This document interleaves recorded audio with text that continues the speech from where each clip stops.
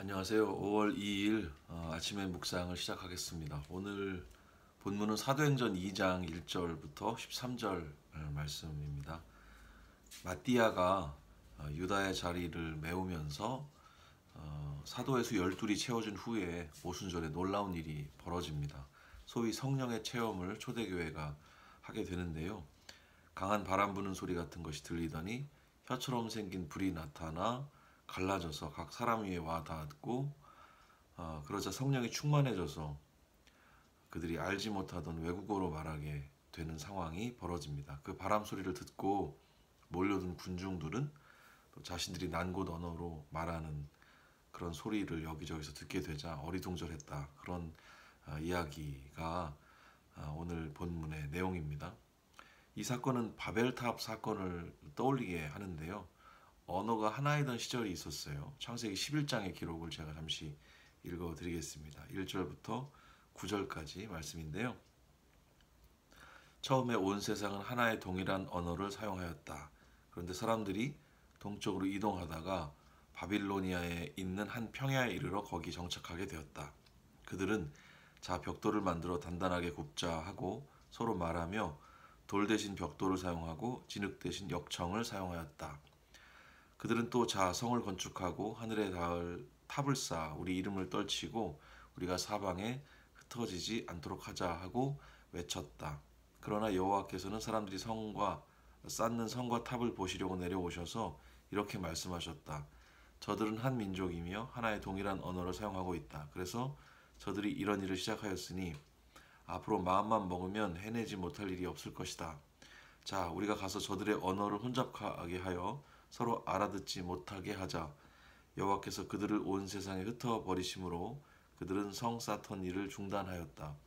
여호와께서 거기서 온 세상이 언어를 혼잡하게 하시고 그들을 사방으로 흩어버리셨기 때문에 그곳을 바벨이라고 부르게 되었다. 이런 내용이 창세기 11장에 기록이 되어 있습니다. 사도행전 시기를 살던 사람들 대부분 아마 이 창세기의 기록을 알고 있었을 거라고 생각을 하는데요. 하나님께서 백성들의 교만함으로 인해서 언어를 혼잡케 하셨다는 사실을 누구나 알고 있었던 이 시기에 초자연적인 사건이 벌어졌고 그 사람들은 자신들의 언어를 전혀 배운 적 없는 사람들의 입을 통해서 자기들 고향의 언어를 듣게 됩니다. 이 사건은 당시 사람들에게 아마도 바벨탑 사건을 떠올리게 하지 않았을까 하는 생각이 들어요.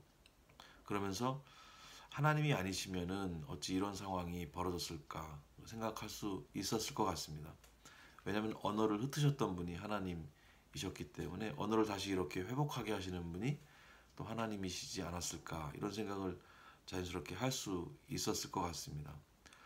그리고 사람들을 그렇게 언어를 통해 흩으셨던 하나님께서 이제 또 이 언어를 통해서 사람들을 모으고 계시는구나 이런 생각도 해볼 수 있을 것 같습니다. 사도행전 1장 8절에서 예루살렘과 온 유대와 사마리아와 땅끝까지 이르러 증인이 되게 될 그런 상황을 오순절에 이 성령 사건을 통해서 여실히 보여주고 있다고 말할 수도 있습니다. 소문은 당연히 퍼지게 되어 있고 머지않아서 열방이 이 오순절의 사건을 알게 되었을 겁니다. 그리고 하나님의 일하심을 아마 보게 되었을 겁니다. 그런데 어떤 사람들은 그 상황을 술에 취한 헛소리로 들은 사람들도 있었습니다. 자기 세계에 갇혀서 자신이 정리한, 자신이 찍은 마침표를 지나치게 확신한 나머지 어떤 여지가 없었던 사람들의 모습을 보입니다. 하나님의 주권적인 일하심에 대해서도 마음이 꽉 닫혀 있었던 그런 사람들의 모습이죠. 그런데 우리도 그럴 수가 있습니다. 우리는 이 두 가지 모두를 경계해야 하겠습니다. 하나는 맹목적으로 신비를 추구하는 그런 신앙입니다. 오순절의 의미를 충분히 이해하려고 하는 태도보다는 그 신비한 분위기에 압도돼서 그런 상황이 재현될 만한 곳들을 찾아다니기 시작하는 그런 모습 말이죠. 주로 어떤 부흥회라든지 어떤 기도회라든지 어떤 특별한 모임들을 찾는 경향도 있습니다. 저는 하나님이 지금도 그렇게 일하실 수 있다고 생각을 합니다. 하나님의 일하심을 제한할 수가 없지요. 그러나 하나님이 모두에게 신비한 체험을 추구하면서 일상을 살아가라고 우리에게 권고하시는 분은 분명히 아니실 거라고 생각합니다. 그건 하나님이 당신의 목적을 가지고 주권적으로 행하실 일이지 우리가 그 현상을 이끌어내거나 발생시킬 수는 없다는 거죠. 하나님은 오순절 사건 그보다 더 신비하고 더 놀라운 일을 지금 당장에도 하실 수 있으시겠지만 어떤 하나님의 일도 사람의 방법으로 재현할 수는 없는 겁니다. 기독교 신앙이 신비인 것은 사실이지만 우리가 신비한 현상을 목말라 하면서 일상을 살아가는 그런 태도는 인격이신 하나님에 대한 온전한 지식을 가진 태도가 아닐 겁니다. 기독교 신앙의 기본은 믿음입니다.